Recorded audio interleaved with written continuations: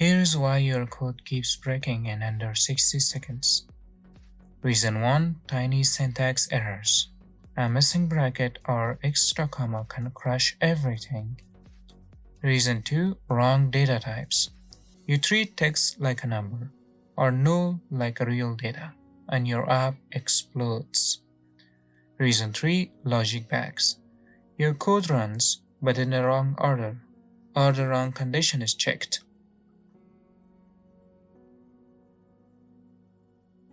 Fix it by reading the error message, logging values, and changing one thing at a time.